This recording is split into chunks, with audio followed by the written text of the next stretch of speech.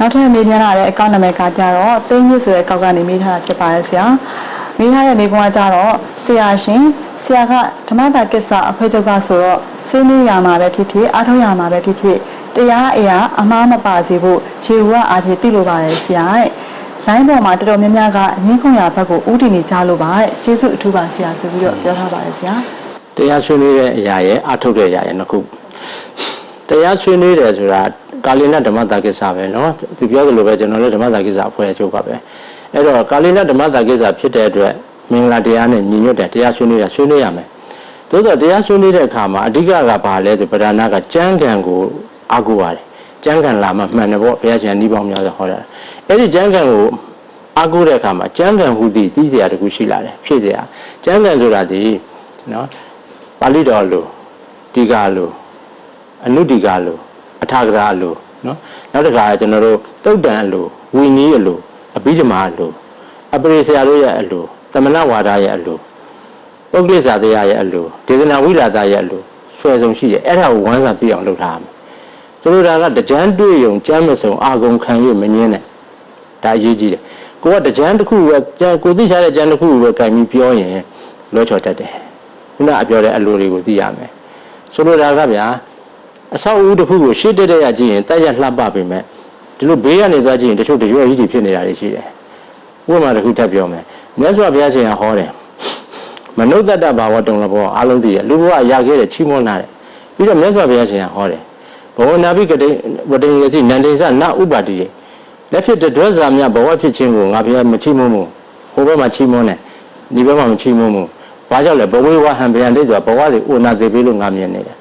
ဒီလိုပြောတဲ့အခါမှာကြမ်းကံကိုညီညွတ်စွာသိရင်ဘယ်ကဒီလိုလဲပြောတယ်ဒီလိုပြောတယ်တခုပဲသိပြီးငင်းကန်လွဲကုန်မှာပေါ့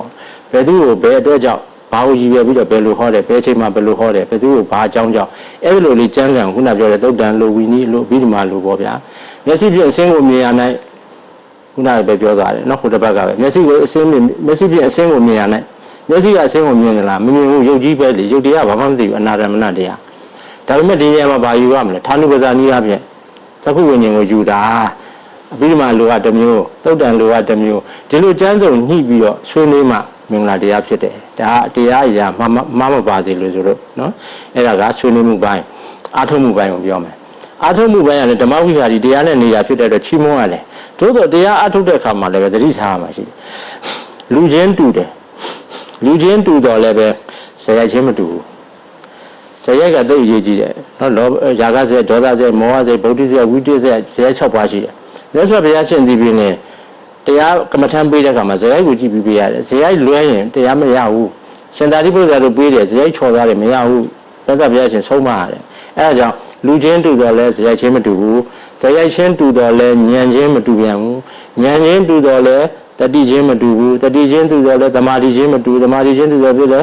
ဟိုပါပေါ့တရားချင်းမတူအားလုံးတူကြပြီထားတော့အဲ့ဒီနေရာဆူတောင်းတဲ့ပုံချင်းမတူနော်အများကြီးกว่าသွားတယ်လေဆူတောင်းနေတယ်နော်ဆူတောင်းခြင်းဒါကြောင့်ပုဂ္ဂိုလ်ခင်မတရားမင်းတယ်ဆိုတဲ့ပေးရတဲ့ကမ္မထမ်းကလည်းမတူပုထုဇဉ်တရားတရားအထုတ်တယ်ဆိုတာလေဥ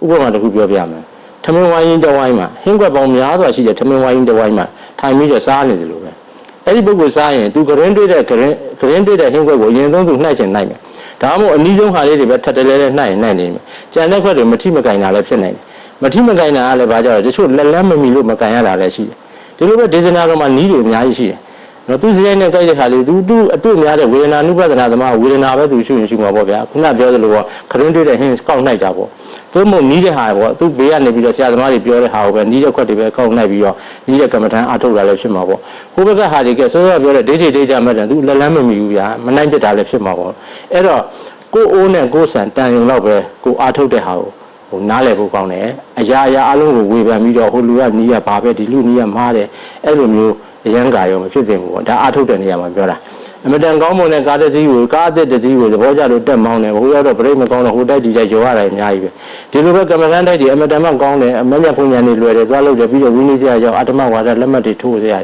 အများကြီးရှိတယ်ဒါကြောင့်ကျွန်တော်တို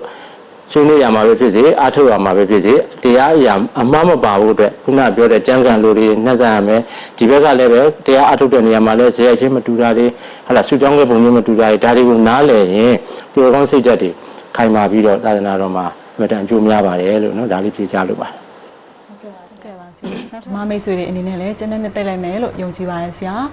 အခုလိုမျိုး online ဓမ္မအမေဖြေအများကဏ္ဍမှာပါဝင်ပြီးတော့ဖြေချပေးခဲ့တဲ့အတွက်ဆရာကိုလည်းသမီးတို့ရဲ့ Educate Channel ကနေပြီးတော့အထူးပဲကျေးဇူးတင်ရှိပါတယ်ဆရာ ဟုတ်ကျွန်တော်လည်းအထူးကျေးဇူးတင်ပါတယ်